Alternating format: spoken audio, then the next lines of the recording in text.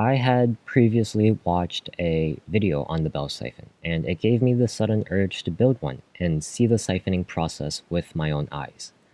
I made two siphons. The first one was made out of foam board, which is a terrible material to use with water, right? I had some forethought, so I wrapped the foam board in plastic wrap. The foam board would add rigidity to the structure, and the plastic wrap would help contain the water. But that's where my forethought ended, because I decided to use hot glue as my adhesive.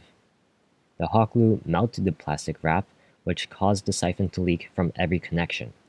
I trashed the failed siphon and vowed to make a better version, one that wouldn't leak faster than I could fill it. And that's what you see here. This is my second siphon.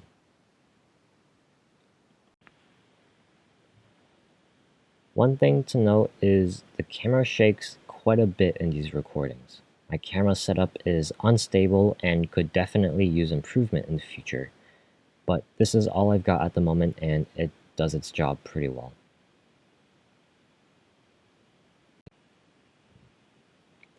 One significant change in this new version is the use of plexiglass. I had extra plexiglass from a previous wind tunnel project, which didn't work as well as I'd liked, but that's not the focus here. The reason for plexiglass is quite obvious. It's rigid, its rigidity won't be affected by water, and it's also transparent, making it easy for me to see what's happening.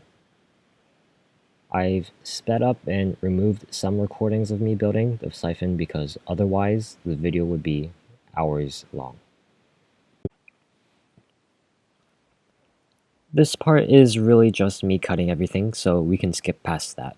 I originally planned to have this cool transition where I toss some plexiglass and have it turn into all of these smaller pieces once I hit the table, but I forgot to record tossing the large plexiglass, so here's a worse transition.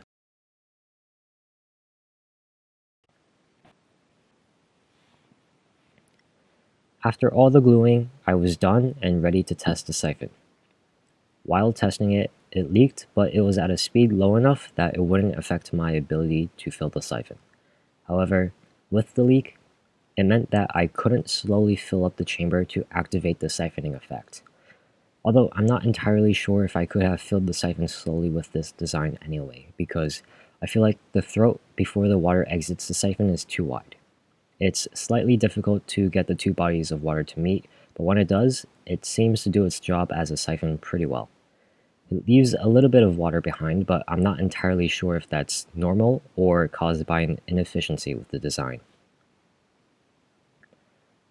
The siphon empties its water pretty quickly. However, while testing, I encountered an interesting case where the siphon was working as a siphon, but it was siphoning really slowly.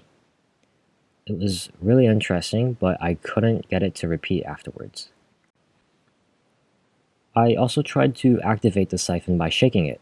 Unfortunately, I couldn't get that to work.